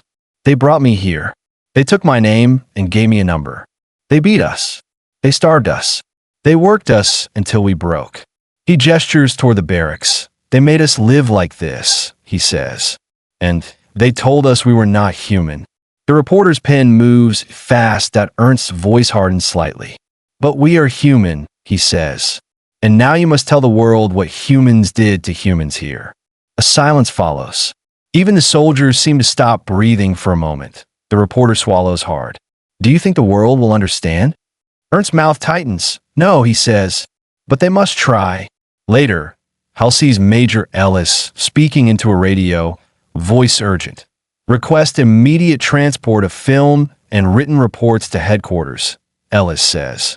Repeat, immediate. Priority 1. The radio crackles with acknowledgement. Hal realizes these messages are traveling up the chain, through Corps, through Army Group, toward the very top, toward men whose decisions will shape post-war Europe. The liberation of Buchenwald isn't staying in Buchenwald, it's moving outward like a shockwave. As evening approaches, another group of German civilians is marched through. This time, they include officials, local administrators, policemen, men with clipped hair and stiff coats. They look like men who have spent years enforcing rules. Now they're being forced to confront the result of rule. Without conscience, one official tries to speak to an American officer, voice defensive. This camp was under SS authority, he says. We had no control. The American officer answers coldly. You had eyes. The official's mouth opens, then closes, because there is no argument left. That night, Hal sits briefly on a crate near the barracks, exhausted. Ramirez sits beside him, silent. The kid's hand shakes slightly as he lights a cigarette. He takes one drag, then coughs hard, eyes watering. I can't stop smelling it, Ramirez whispers. Hal nods slowly. You won't. Ramirez looks at him, eyes wide in the dim light. What do we do with this? He asks. After the war, I mean. How do you go home after seeing this? Hal stares out across the yard, where survivors lie wrapped in blankets, where bodies wait to be buried, where floodlights cut the darkness into sharp lines. He answers honestly, voice low. You don't leave it here, Hal says. That's what you do. You carry it. Ramirez swallows hard. Hal hears the distant rumble of artillery again. Another fight somewhere else, another town being taken, another German unit collapsing. But here, inside the wire, Hal understands the war has already changed shape, because Buchenwald is no longer just a place the Americans found. It is now a truth the Americans must deliver. And once that truth reaches the world, nothing, no victory parade, no surrender ceremony, will ever erase what was revealed on this hill. April 15th, 1945. Buchenwald concentration camp, Germany. Dawn comes pale and damp, sliding over the Ettersberg like a dirty sheet. The pine trees beyond the wire stand motionless. No Vertzin. Even the wind feels cautious. Inside the camp, the Americans have learned a hard truth. Liberation is not an ending. It's a beginning of triage, of burial, of documentation, of justice. Staff Sergeant Hal Becker wakes with his boots still on. He'd slept on a plank inside a commandeered guard hut, his rifle propped beside him, his helmet under his head like a stone pillow. His body feels heavy, as if the camp itself has pressed weight into his bones. Outside, the yard is already stirring. Not with life, with need. Medics move between the barracks. Stretcher teams carry men who can't walk. Prisoners shuffle toward a distribution point where army rations are being portioned out carefully. Tiny amounts, measured like medicine instead of food. Hal steps out into the morning and sees Captain Andrews speaking to a lieutenant, face grim. Don't let them eat too fast, Andrews says. We've already lost 3. The lieutenant nods, eyes hollow. Yes, sir. Hal has heard the word whispered since yesterday. Refeeding. Men starve for months, sometimes years, collapsing after finally receiving food. The body, betrayed by hunger, can't handle the sudden flood. It's another cruelty of the place. Even freedom can kill you here. Near the gate, the Signal Corps is back at work. Cameras roll. Film reels click. A photographer adjusts his lens. Hand steady, face unreadable. Hal recognizes him. Sergeant James O'Donnell, Signal Corps, a man who has been photographing war since Normandy. Hal once saw O'Donnell on the beach after a fight, calmly changing film while shells fell. But here, O'Donnell looks different. His eyes flick away from the bodies as if his mind refuses to focus. Hal walks over. "You all right?" Hal asks that O'Donnell forces a breath. "Yeah." Then, quieter, "No." He lifts his camera again. The shutter snaps. Click, click, click. Each photo is a bullet aimed at denial. WWII mid-morning. A new convoy arrives. This one isn't just officers and staff. This one is press. Men in heavy coats, notebooks in hand. A few carry bulky cameras. Their faces show the same thing Hal has seen on every new arrival. Expectation, then confusion, then shocked. A correspondent steps into the yard and stops dead, as if he's walked into a nightmare and can't find the exit. What is this place?" he whispers as a soldier beside him answers flatly. "This is what we've been fighting." The correspondent swallows, eyes darting across the camp. "My God!" Hal watches the man's hands tremble as he raises his notebook. This isn't a battlefield report. This isn't a tactical update. This is the human soul being forced to look into a pit. Captain Andrews gathers the press with Major Ellis and a translator. Their tone is clipped, professional. Military men trying to impose order on something that defies it. "You will see things here that are difficult to describe," Andrews says. "You will not interfere with medical operations. You will not approach the dead unless directed. You will record what you see.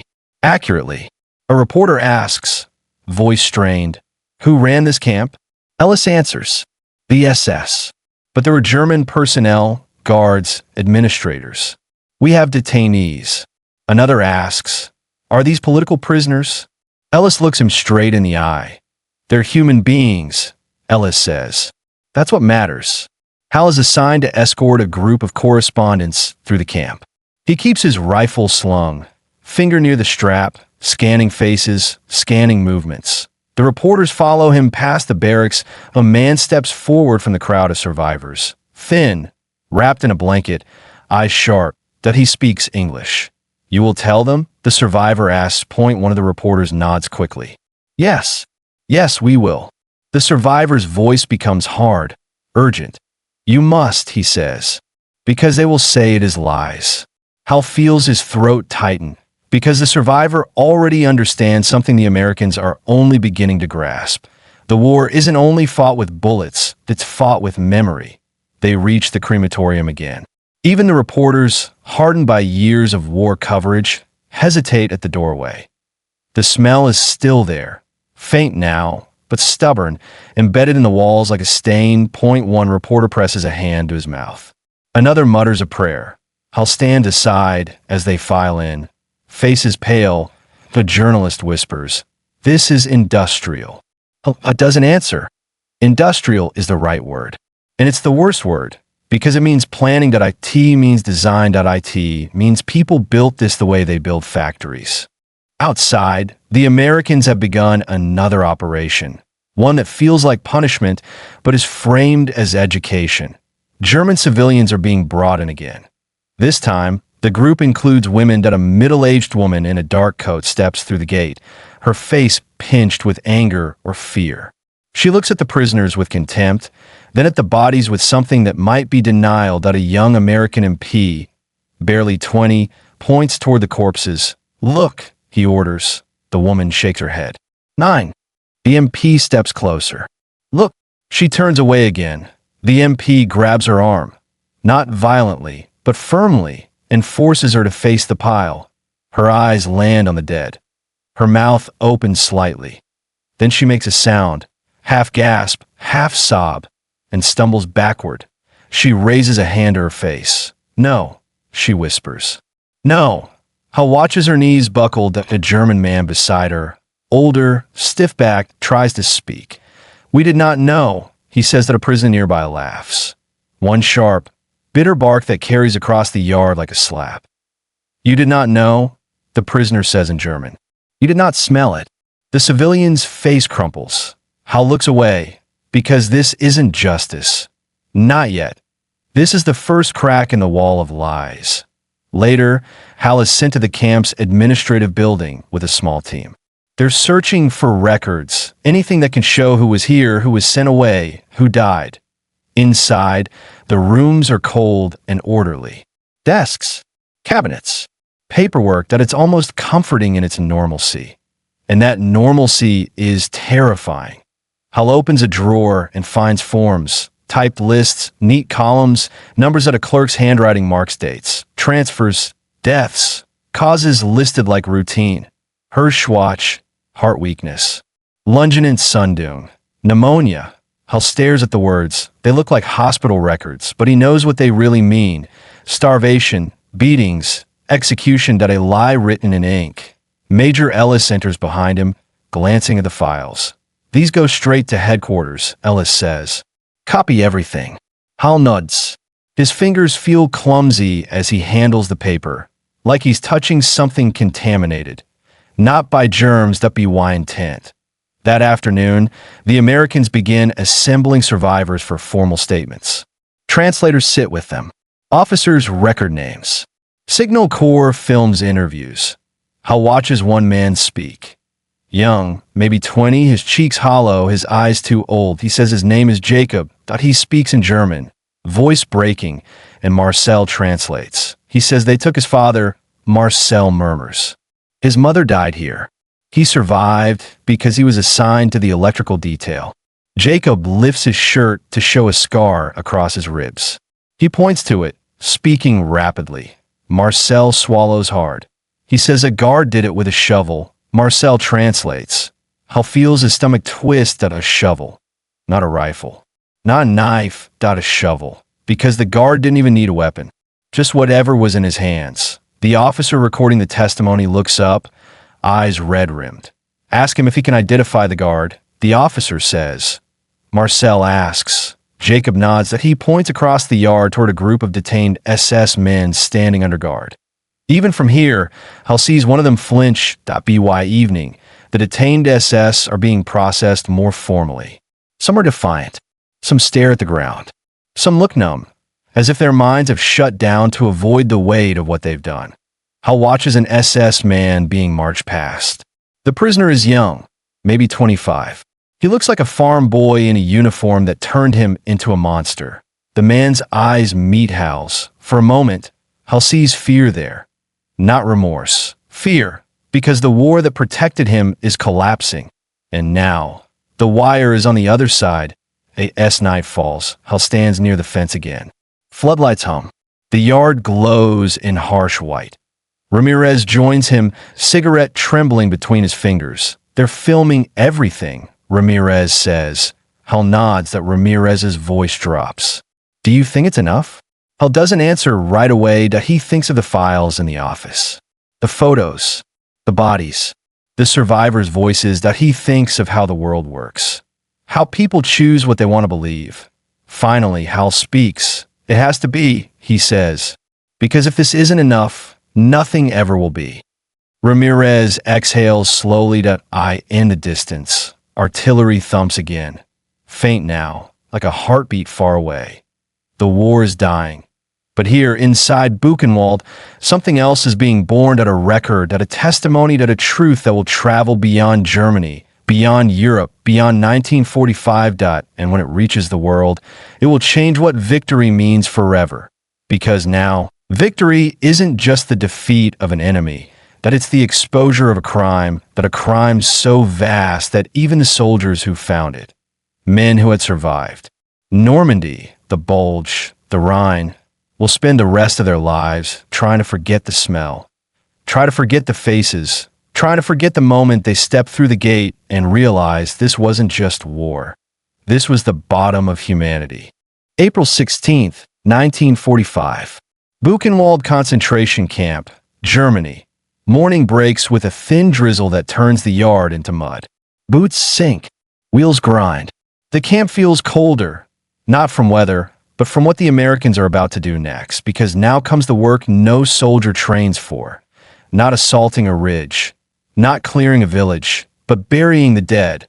Staff Sergeant Hal Becker stands beside a detail of engineers and medics near the edge of the campgrounds. Shovels and picks lie in a heap. A bulldozer idles nearby, its engine chugging like an animal breathing. Hal watches the machine and feels sick that a bulldozer belongs in construction or clearing rubble. Not here, but the dead are too many. And time is the enemy now. Typhus, decay, the spreading rot of a place built to kill. Captain Andrews approaches, his face drawn. "We're digging a trench," he says simply. "Outside the fence line." Hal nods, jaw tight. Andrews lowers his voice. "We're going to do it properly. As properly as we can." Hal looks toward the corpses stacked under tarps. The tarps flutter slightly in the rain. Properly, it's a word that feels too small. The burial detail begins. The bulldozer lurches forward, its blade biting into earth. Mud churns. Soil piles up. The engine's rumble fills the air like thunder. Hal stands with a rifle slung across his chest, guarding the operation. German civilians, some forced, some volunteered out of fear, are lined up under supervision, made to help carry bodies. A German man in a soaked coat grips a stretcher with trembling hands. His face is pale, lips tight, eyes locked forward as if refusing to see what he's holding. The stretcher sags under the weight. The corpse is skeletal, limbs thin as sticks, skin stretched tight. The mouth hangs open, teeth visible. The German man flinches as the body shifts, that a prisoner watching nearby mutters something in German. Short, bitter. Doesn't need translation. The meaning is obvious. Now you carry what you pretended didn't exist. The medic stands nearby with a clipboard, trying to keep count, trying to impose order. 2728, he murmurs. Voice hollowed, he stops and looks up at Hal. "How do you count this?" the medic asks quietly. Doesn't know. Numbers don't fit. This that I in the camp infirmary. Another fight is unfolding. Not against Germans, against death itself. Doctors and nurses, army medics, captured German medical staff, surviving prisoner physicians, work shoulder to shoulder, triaging men who look like ghosts. Hal walks past the open doorway and hears coughing, moaning, murmured prayers. A nurse's voice snaps. Slow down, for God's sake." A prisoner tries to gulp broth too quickly, hands shaking. He vomits, then sobs, ashamed. A medic kneels beside him, voice gentle. "It's all right," the medic says. "You're safe. Just slow. Safe." Even that word sounds fragile here. WWII noon. A new arrival appears at the gate. More senior officers, and with them, an unmistakable presence. That a tall man in a crisp uniform steps from a staff car. His posture is rigid. His face is carved from fatigue and discipline. Hal hears whispers ripple through the soldiers. Bradley's here. General Omar Bradley, commander of the U.S. 12th Army Group, has come to see Buchenwald. Not a rumor, not a report, not photographs. The man himself. Hal watches Bradley's eyes sweep the camp. He doesn't speak immediately. His gaze lingers on the prisoners, on the bodies, on the wire. Then he exhales through his nose, slow and controlled. Major Ellis steps forward, salutes, begins briefing him. Bradley listens, expression hardening with every sentence. When Ellis finishes, Bradley's voice is low. "Make sure this is documented," Bradley says. "Make sure the world sees it." Hal feels something shift in the air. Because when a general says it, it becomes policy, not just a reaction, but a directive. That afternoon, Hal is ordered to escort a small group of officers and pressed to a barracks where survivors are being interviewed. Inside, the air is thick with sweat, sickness, and damp. What a survivor sits on a bunk, wrapped in a blanket, staring at his hands. His name is Elie Wiesel, a teenager, thin and hollow-eyed, barely alive. Doesn't know the name's future weight. Right. Now, he's just another boy who survived hell. That a reporter speaks softly. "How old are you?" the reporter asks. The boy hesitates, as if the question itself is strange. 16, he answers. The reporter's throat tightens. What did you see here? He asks. The boy's eyes lift. They are dark, deep, too old. He speaks quietly, words measured. I saw men become animals, he says. And I saw men become saints. The reporter swallows. Do you hate them? The reporter asks. The boy looks away. I do not know what I feel, he says. I only know what I saw. I'll stand at the doorway, listening, feeling the weight of it press into his chest. Because hatred is simple, but this is beyond hatred. This is the collapse of meaning. Outside, the prisoners have begun to organize themselves again, not as inmates as people. Committees form, survivors trying to locate friends, to identify the dead, to list names for the Americans. Hal sees Marcel moving between groups, translating, his face drawn but determined. He stops when he sees Hal. They're asking for news, Marcel says quietly. They want to know if Paris is free, if Warsaw still exists, if their families. His voice breaks. Doesn't know what to say, because for many of them, the answer is already written in ash. Near the administrative building, military police interrogate detainees. SS guards sit on benches, wrists bound, faces pale. One of them tries to speak to an MP. I only followed orders, the SS man says in German. The MP's voice is sharp. So did the men who pulled the triggers at Malmedy, he says. So did the men who shelled hospitals. Following orders doesn't wash blood off your hands. The SS man lowers his eyes. Hal watches, heart pounding, because this is the first moment he realizes what comes next.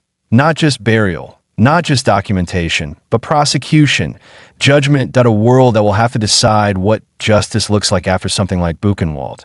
That night, the camp is quieter, not because the horror has lessened, because everyone is drained to the bone. Hal stands by the trench outside the fence, now filled with bodies covered in earth. Rain darkens the soil.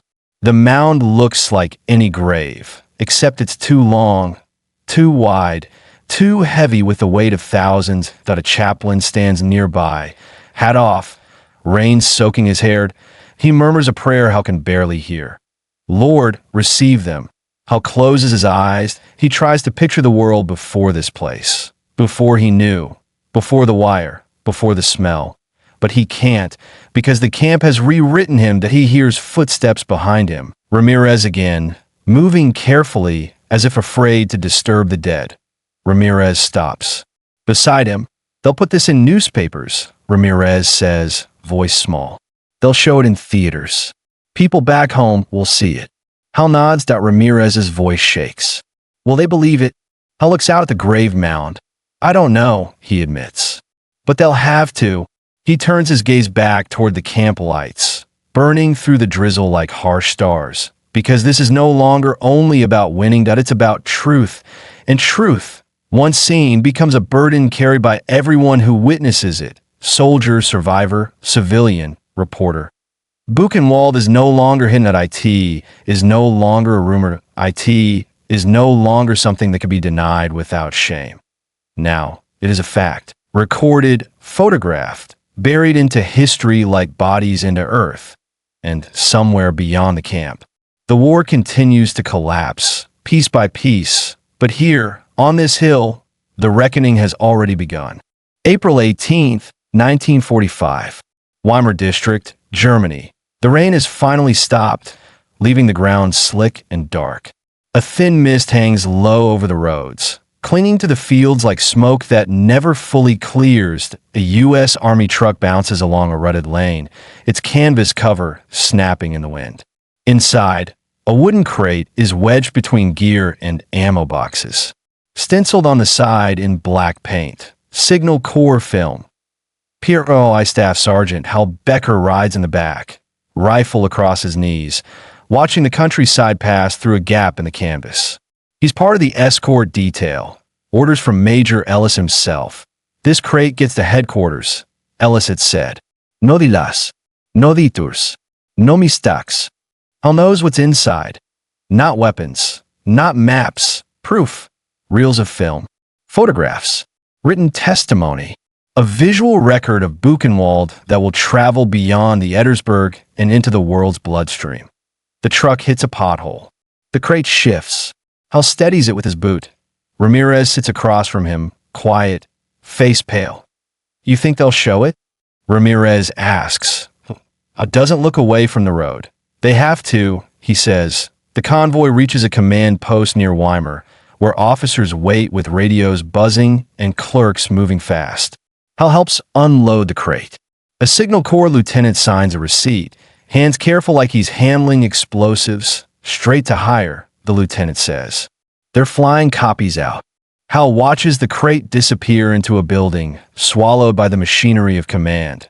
For the first time since Buchenwald, Hal feels something close to relief. Not peace, but the knowledge that the truth is moving. Back at the camp, life has begun to reorganize itself around survival.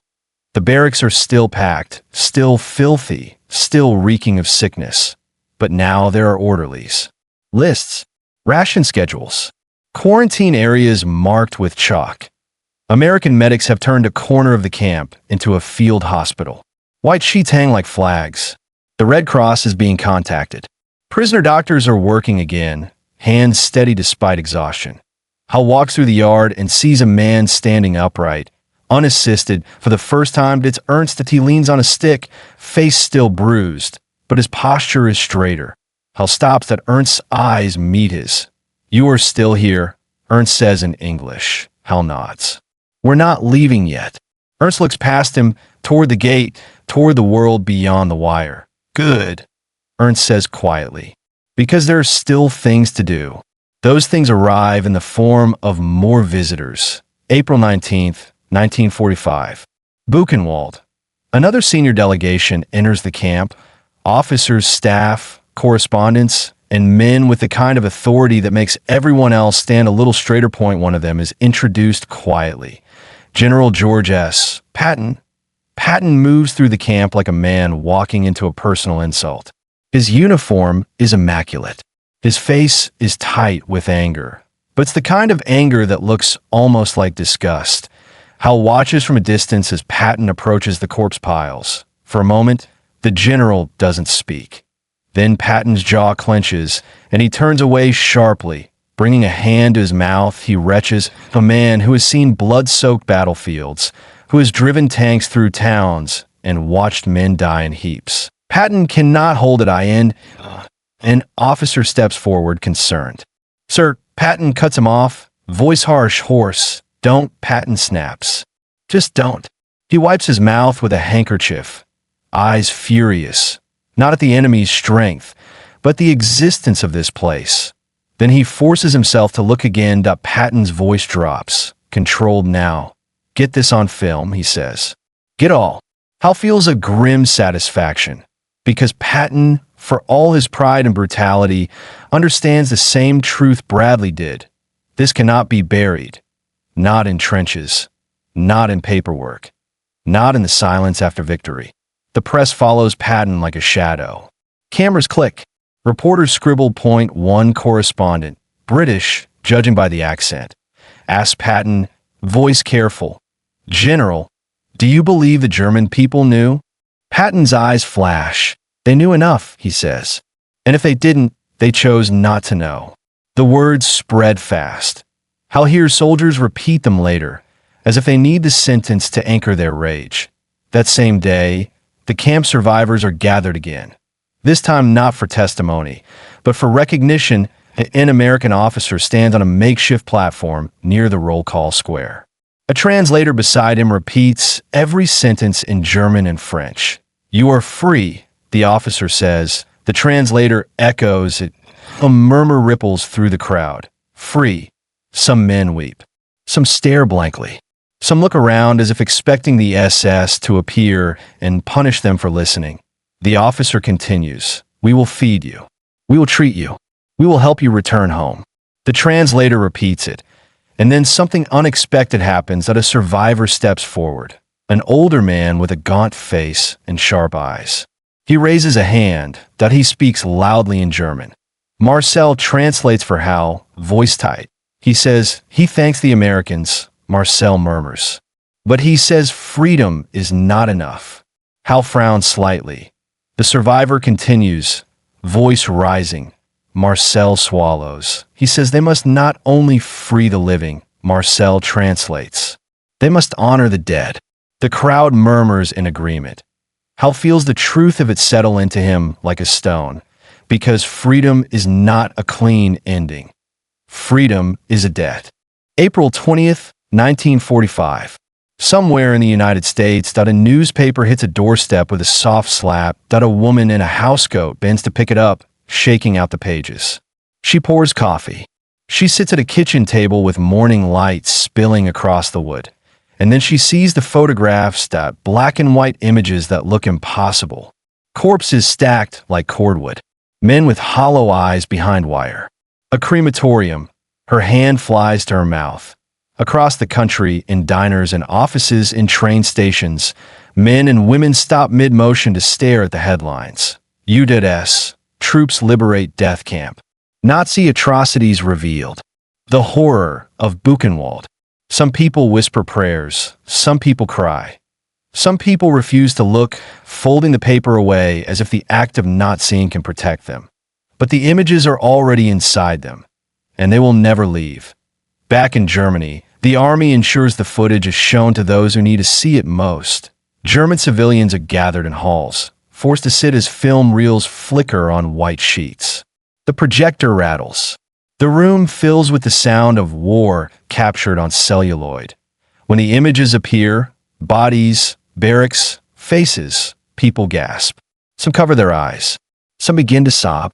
Some sit rigid, pale, staring like statues. The German man stands abruptly, voice shaking. "It is propaganda," he cries. An American officer steps forward, cold and steady. "It is your country," the officer says. "Your camp. You're dead." The man collapses back into his seat, face crumpling, because there is no defense left, not against film.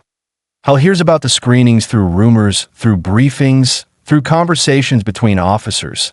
The world is seeing Buchenwald, and as the days pass, Hal notices something strange in the camp. The Americans are changing. The anger is still there. The grief is still there. But now there's something else, that a sense of responsibility that wasn't present when they stormed beaches or crossed rivers. Because battles end. But what they found here doesn't, it follows them. IT demands something from them. Point one evening.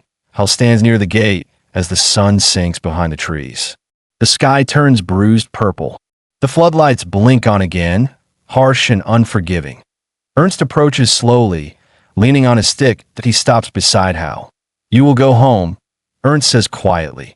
Hal nods. Eventually, Ernst looks at him, eyes steady. "And when you do," Ernst says, "you will tell them." It isn't a request, it's a command spoken softly, but with the force of someone who has survived the worst thing humans can build. Hal swallows. "I will," he says. Ernst nods once, satisfied, because that is the final duty of the liberator, not just to free, but to remember to carry the truth into the world, to make sure the dead are not killed twice, once by the SS and again by silence. The war is still raging elsewhere, but its end is coming fast now. And when the surrender finally happens, when flags rise and rifles fall silent, Buchenwald will remain, not as a battlefield, as a warning, that a scar carved into history, that a place where the world realized the true horror and could never unsee it again. May 2nd, 1945. Near Weimar, Germany. The sound of artillery has faded into something distant and irregular, like thunder moving away. The roads are clogged with refugees, broken units, surrendered Germans with hands raised and eyes empty. In a muddy field outside a shattered village, a column of Wehrmacht soldiers stands under guard. Their helmets are gone, rifles stacked, faces gray with exhaustion, but a young American lieutenant reads out orders while an MP checks names. Staff Sergeant Hal Becker watches from the edge of the scene, cigarette unlit between his fingers. He's been assigned to security detail again, but his mind is still at Buchenwald. IT always is. Even out here, away from the wire and the barracks, Huck can still smell it when the wind shifts. Ramirez stands beside him, staring at the prisoners. War's almost over, Ramirez mutters. Hal doesn't answer right away, because the war being over doesn't feel like relief anymore. Not after what they saw. Not after what they carried out of that place. Finally, Hal says, the fighting might end, but the reckoning doesn't. May 7th, 1945. Supreme Headquarters, Reims, France. The news hits like a shockwave through every unit in Europe. Germany has surrendered. The official word travels down the chain. Radio transmissions, field telephones, shouted announcements. Men cheer. Some fire rifles into the air. Some drop to their knees and sob. But when the news reaches the men stationed around Buchenwald, the reaction is different. There are cheers, yes, muted, weary. But there is no joy like there is after a hard-won hill in a wild celebration. Because surrender doesn't erase the camp, that IT doesn't resurrect the dead, IT doesn't undo the months and years of starvation, beatings, and smoke. Hal stands in the camp yard when the announcement is made. An officer reads the message, voice carrying across the roll call square. Hostilities in Europe will cease, the officer says. Germany has capitulated. Some survivors look up, faces blank. Others cry quietly. Ernst closes his eyes, his lips moving in a silent prayer. Ramirez exhales hard, shaking his head. Hal watches them and realizes something. For the prisoners, the war didn't end today. The IT ended the moment the gate opened. And even then, it didn't truly end, because what they lost is still missing. May 8th, 1945. VE Day. Buchenwald. The camp is lit again that night, but not for celebration. Floodlights still burn because the camp is still dangerous. Disease, desperation, the fragile line between survival and collapse. The Americans have begun the process of displaced persons management, though no one calls it that yet. To Hal, it looks like a battlefield hospital that never stops receiving casualties. Trucks arrive with supplies. Red Cross representatives appear with clipboards and tired eyes. Officers coordinate transport lists. Translators move like ghosts between languages. The survivors, tens of thousands of them, are no longer inmates. They are now a problem the world must solve. What do you send men who have no home left? How do you return a boy to a town that no longer exists? How do you rebuild a human being whose soul has been stripped down a bone? Hal is assigned to escort a group of survivors to a processing area.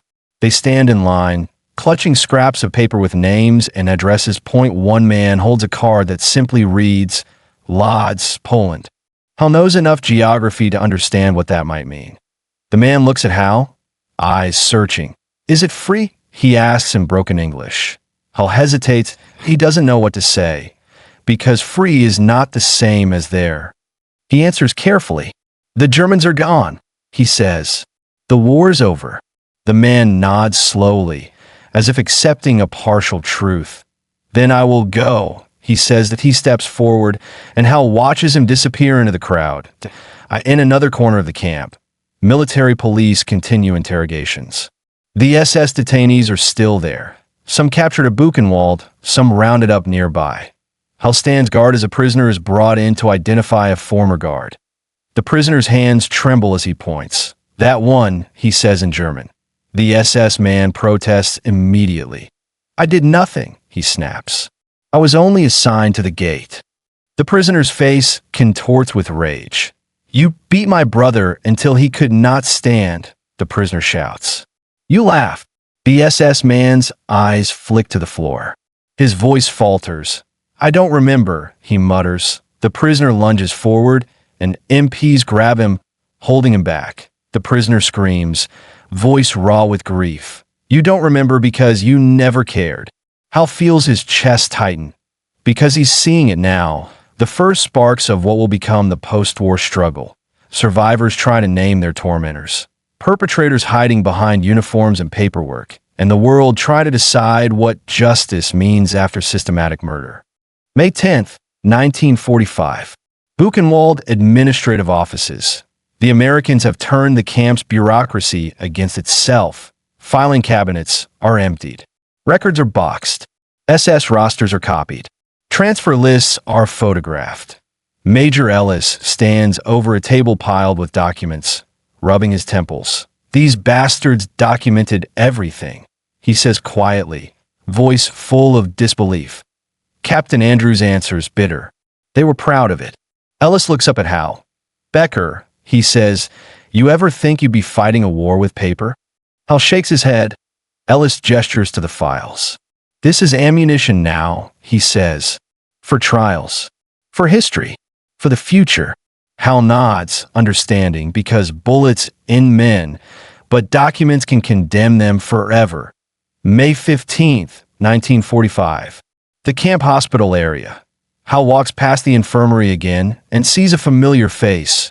Jacob, the young survivor who identified a guard. Jacob is sitting upright now, a cup of broth in his hands. His cheeks still hollow, but there's color in them. Hal stops. Jacob looks up. You are still here, Jacob says in English, faint but clear. Hal nods. Still here. Jacob stares at the yard, where prisoners move slowly, some with bandaged feet, some leaning on makeshift crutches. When you came, Jacob says, voice trembling, I thought it was a dream. Doesn't know what to say. Jacob continues, swallowing hard. I thought I would wake up, Jacob whispers, and the SS would be laughing. His hands tighten around the cup. But you stayed, Jacob says. So I knew it was real. Hal feels his throat tighten to give Jacob a small nod, the only promise he can make without breaking. That evening, Hal finds Ramirez sitting alone near the fence line, staring out into the trees. Ramirez doesn't look up when Hal approaches. Do you think God saw this? Ramirez asks suddenly. Hal freezes. It's not a soldier's question. It's a human question. Hal sits beside him, boots sinking slightly into mud. I don't know. Hal says honestly that Ramirez's voice cracks. If he did, why didn't he stop it? Hal looks at the wire, the watchtowers, the floodlights that he thinks of the men who built it, the men who obeyed, the men who looked away, and he thinks of the prisoners who survived anyway. Hal answers quietly, maybe he didn't stop it because men were supposed to. Ramirez wipes his eyes with his sleeve, ashamed of crying. Doesn't judge him. Because crying here is not weakness, that it's proof you're still alive inside. May 20th, 1945. Orders from higher headquarters that a briefing is held for American personnel at Buchenwald. An officer reads from a document. Voice formal. The camp will transition into a displaced person center. Medical operations continue. Security remains in place. Evidence collection is ongoing. Survivors will be repatriated as possible. The words are clean, administrative. But Hal hears what they really mean. This place will not vanish when the war ends. That IT will linger. That a scar that must be managed. That a wound that must be cleaned without tearing it open again. Later, Hal walks through the gate alone, just a few steps outside, into the forest air. The trees are green now. Spring has fully arrived. Birds finally sing. And for a moment, the world looks normal. Then Hal turns back. The wire cuts across the landscape like a knife. The watchtowers stand against the sky. The camp is still there, heavy and real. He realizes then that for the rest of his life, whenever he hears the word victory, he will think of Buchenwald. Not as a triumph, as a warning that a truth that came too late for too many, and a responsibility that will never end for those who saw it. Hal lights his cigarette at last, hands steady. Now that he inhales, the smoke tastes bitter, and as he exhales into the spring air, he knows the war has ended, but the story of Buchenwald is only beginning. June 1945. Buchenwald, Germany. Summer has come to the Ettersberg, but the warmth doesn't soften the camp. Sunlight falls across the yard in clean, bright strips, as if nature is trying to pretend the place is ordinary. IT isn't. The wire still stands. The watchtowers still cast long shadows, and the barracks, though scrubbed and reorganized, still feel like they're holding their breath. Staff Sergeant Hal Becker walks the perimeter with his rifle slung low, sweat darkening his collar. The war is over, but his job hasn't changed. He's guarding a crime scene that stretches across years. Inside the camp, the Displaced Person Center is functioning. Survivors line up for rations. Names are checked. Lists are posted. Some men have gained weight. Some have color returning to their faces, but others are still dying. Typhus still takes them in the night. Starvation still claims them quietly. And every death feels like the camp finishing its work, even after liberation. Hal stops near the infirmary and watches a stretcher team carry a body out under a sheet. And oh, gunfire. And oh, explosion. Just another life ending in the shadow of the wire. The Americans have begun to hunt for the men who ran the machinery. Not only the SS guards at the gate, but the officers, the administrators, the men whose signatures turned murder into procedure. Military police arrive with new lists, names pulled from captured records. Interrogators work late into the night. Translators sit in cramped rooms, voices hoarse. Hal sees Major Ellis again outside the administrative building, holding a folder thick with documents. "Becker," Ellis says, nodding at him. "You ever hear the phrase war crimes before this?" Hal shakes his head slowly. "Not like this." Ellis exhales through his nose. "Neither did most people." He taps the folder, "But they're going now." August 1945. Dachau, Germany. Hal is reassigned temporarily, attached to a security detail at the U.S. Army's war crimes trial proceedings near Dachau, where one of the earliest major prosecutions is underway. The courtroom is a converted building, functional, stark, heavy with heat and tension. The walls are bare. The air smells of sweat, paper, and cigarette smoke. American MPs stand at attention. Reporters fill benches, notebooks ready. Translators sit with headphones, listening for words that will carry across languages and history. And then the defendants are brought in. Men in uniforms that no longer hold power. Some wear SS insignia stripped away. Some wear plain clothing. Their faces vary, young, old, sharp, dull. But what unites them is the same thing Hal saw at Buchenwald. A refusal to fully meet the eyes of what they did to Hal's job is simple. Stand guard, watch for trouble, keep the room secure. But as the proceedings begin, he realizes he's watching something he never imagined. The war continuing in a new form. Not with tanks, with testimony. The prosecutor speaks in clipped, controlled tones. "These men are charged with participating in atrocities," he says, voice echoing slightly in the room. "Murder, torture, starvation, cruel treatment of prisoners." The translator repeats it in German. The defendants sit motionless. One of them shifts uncomfortably, jaw clenched. Hal watches their faces and wonders which of them stood in a watchtower with a rifle, which of them swung a club, which of them filled out paperwork while people died outside their office. Then the evidence begins. Photographs are displayed, black and white, stark, impossible to dismiss. The courtroom murmurs when the images appear. Bodies stacked, skeletal men, crematorium ovens that a few. Reporters look away. One of the defendants turns pale. Another stares straight ahead, expression frozen. The prosecutor's voice is steady. "These photographs were taken by U.S. Army Signal Corps personnel," he says. "They are authentic. They are contemporaneous. They are not propaganda." Hal feels the same cold satisfaction he felt when the film crate left Buchenwald, because now the images are doing their work. Not as horror, but as proof that a survivor is called to testify. He steps forward slowly, thinner than any civilian should ever be, but standing upright. His hair is close-cropped. His eyes are fixed and hard. A translator stands beside him. The survivor raises his right hand and swears the oath. Then he begins. His voice trembles at first, then steadies. He speaks of roll calls that lasted hours in freezing rain, of beatings for nothing, of men collapsing and being dragged away, of selections, of starvation so deep it hollowed out thought. He points toward the defendants. He names one. "That man," he says. The defendant's head snaps up. The survivor's voice sharpens. "He beat prisoners with a shovel," he says. Hal feels his stomach twist at a shovel again. The same kind of detail that haunts because it's so ordinary. The defendant speaks suddenly, shouting in German. "I did not," he cries. "He lies." The judge bangs the gavel. MPs shift. Hal's hand tightens on his rifle strap. The courtroom settles again. The survivor continues, voice low now. I wish I were lying, he says.